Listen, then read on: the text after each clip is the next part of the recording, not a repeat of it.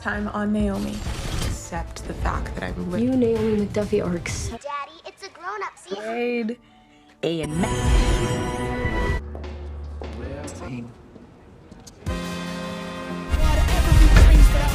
Can you teach me how to use these?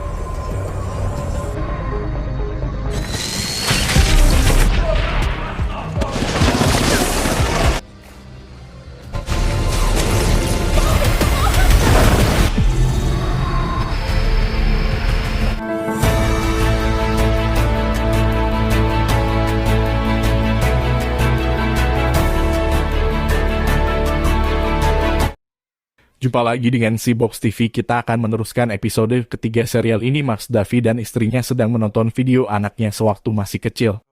Naomi yang sedang melihat orang tua Katia bernostalgia kemudian datang dan menyela mereka. Dari kecil Naomi ingin kuliah di Harvard. Orang tua Naomi sangat mendukung keinginan putrinya itu. Mereka bangga dengan nilai-nilai akademis Naomi selama ini. Sumbado duduk di depan sebuah dinding yang digunakan sebagai layar monitor. Dari arah belakang seorang wanita berjalan mendekati dan duduk tepat di sampingnya. Wanita itu bernama Akira. Mereka adalah makhluk yang sama yang terdampar di bumi. Telah 16 tahun Akira dan Sumbado tak bertemu. Melalui lempengan atau cakram itulah akhirnya Sumbado menemukan keberadaan Akira. Sumbado memberitahu Akira bahwa ia telah menemukan Naomi. Naomi mendatangi tempat latihan Ia tak menyangka di bawah toko tato ternyata ada tempat latihan fisik sekeren itu. Dia mengajarkan teknik terkecil pada Naomi dengan memberikan bola tenis. Ia menyuruh Naomi memantulkan bola itu dari tangannya secara bergantian. Dia nantinya ingin mengajarkan latihan seni bela diri. Menurut di dalam seni bela diri ada kesengajaan, ketepatan, pengendalian tubuh, dan pikiran. Semua itu harus dipelajari untuk mengendalikan semua kekuatan yang dimiliki nantinya. Yang terpenting adalah kesabaran, bukan hanya cara menggunakan kekuatan itu saja. Hari itu, Naomi dan teman-teman sedang ada presentasi di kampus yang sama, yaitu Harvard. Setelah itu mereka diwajibkan membuat esai mengenai pribadi dan pengembangan bakat diri. What am I supposed to write about? Naomi dan Annabelle pergi ke toko Nyonya Anderson. Anderson sangat menyukai segala bentuk dispensasi atau kemudahan. Naomi mengajak Annabelle untuk melakukan sandiwara agar menarik perhatian pemilik toko. Dengan nada agak dinaikkan, Annabelle berkata pada Naomi bahwa ibunya baru mendapatkan potongan harga setelah membeli mobil di toko Sumbado. Mendengar hal itu, Nyonya Anderson langsung menanyakan kebenarannya pada mereka. Naomi mengajak Anderson untuk membuktikan langsung dengan mendatangi Sumbado. Di depan Sumbado, Nyonya Anderson mengkonfirmasikan kebenaran berita dari kedua anak yang diajaknya. Sumbado menyangkal hal itu. Tapi Naomi menyuruh Anderson memeriksa harga mobil yang termurah di toko itu. Saat Sumbado mengantar Anderson melihat mobil beserta harganya, Naomi segera melancarkan aksinya. Naomi menggunakan kekuatannya untuk membuka brengkes Sumbado. Setelah terbuka, Naomi segera mengambil cakram di dalam brengkes. Saat ini, mahasiswa baru mengadakan tur ke kampus lain di Central Oregon. Di kampus itu ada lab geologi yang ternyata cukup lengkap. Naomi mengajak temannya untuk menganalisa cakram yang dimilikinya saat ini di lab itu. Tiba-tiba Laundress datang dan ikut bergabung bersama mereka. Sementara itu, Sumbado mengambil sebuah cakram beserta dudukannya dari dalam brengkes. Sumbado meletakkan cara miliknya di dudukan cakram itu.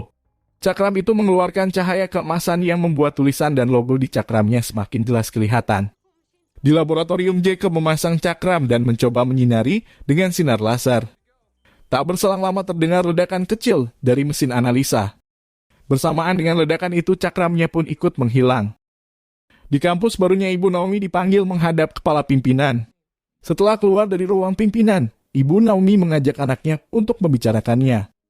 Naomi meminta maaf kepada ibunya. Ibu Naomi kecewa karena anaknya telah berbuat hal yang bisa menghambat kelancaran belajar di kampus yang sangat diinginkannya itu. Ibu Naomi meminta Putrin untuk pulang paling lambat jam 6 petang. Dia melihat gerakan memantulkan bola Naomi menjadi sedikit lambat. Hal ini mengisyaratkan bahwa Naomi sedang ada masalah. Naomi menceritakan mengenai cakram yang diambil dari tempat Sumbado saat ini menghilang dengan sendirinya. Dia kemudian membawa Naomi ke tempat temannya yang bernama Adam Blake. Menurut di temannya ini mungkin paham mengenai cakram itu. Di tempat Adam, Naomi diminta meletakkan tangannya untuk dipegang. Adam bisa merasakan sisa energi yang ada sehingga ia bisa melacak tempat kejadian sebelumnya. Adam merasakan energi yang hebat pada Naomi yang tak pernah ia rasakan sebelumnya. Adam juga tak bisa mengartikan bahasa yang tertulis di cakram itu. Ia menyarankan pada Naomi untuk mencari penjelajah awal yang tiba lebih dulu dan sudah berada di Port Oswego saat ini. Adam juga memperingatkan pada Naomi, cakram yang dibawanya adalah akibat dari transmutasi, yaitu membuat ada dari sesuatu yang tak ada. Dan saat ini Naomi harus waspada dengan orang yang seperti itu.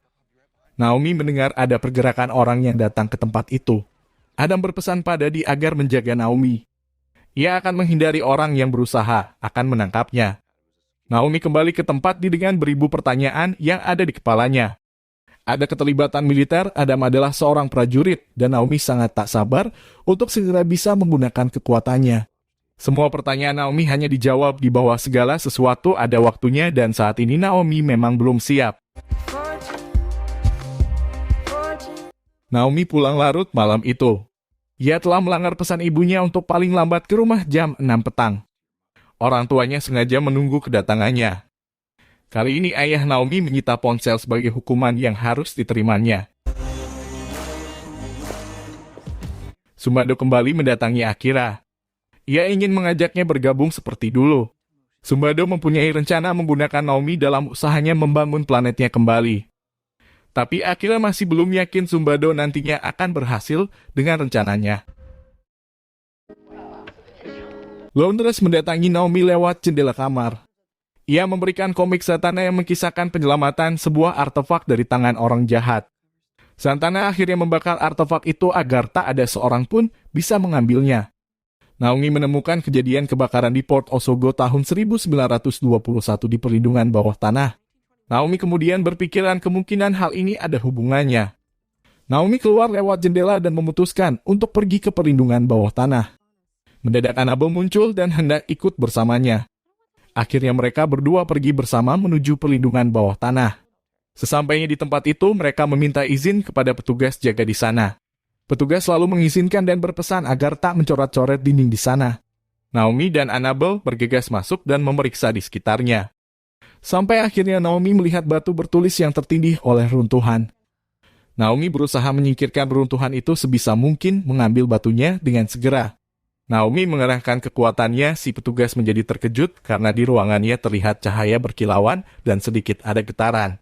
Annabelle menjadi panik dan meminta Naomi segera pergi dari tempat itu. Beruntung Naomi sempat memotret tulisan. Pada batu itu Naomi segera menemui dan menceritakan bahwa ia telah mendapatkan terjemahan yang tertulis pada cakram itu. Terjemahan itu adalah 29. Dari tempat Naomi segera kembali ke kamarnya. Ia langsung menuju ke laptopnya untuk mengerjakan esainya yang sempat tertunda. Pagi itu Naomi memberanikan diri menghadap orang tuanya dan ingin mengatakan sejujurnya apa yang telah ia lakukan selama ini. Begitu juga orang tuanya yang mengatakan hal yang sama. Kemudian orang tua Naomi membawa Naomi dengan mengendarai mobil ke suatu tempat. Ayah Naomi bercerita bahwa kemiliteran telah memiliki data tentang kehadiran makhluk lain di bumi ini. Akhirnya mereka sampai di tempat yang dituju. Orang tua Naomi menunjukkan tempat pertama kali mereka menemukan Naomi. Naomi melihat sebuah cakram besar terpasang di tanah di depan mereka. Naomi jongkok dan meraba cakram itu. Keluarlah cahaya kemasan pada tulisan dan logo yang ada pada cakram itu. Sekian episode kita kali ini, ketemu lagi di episode mendatang, sampai jumpa.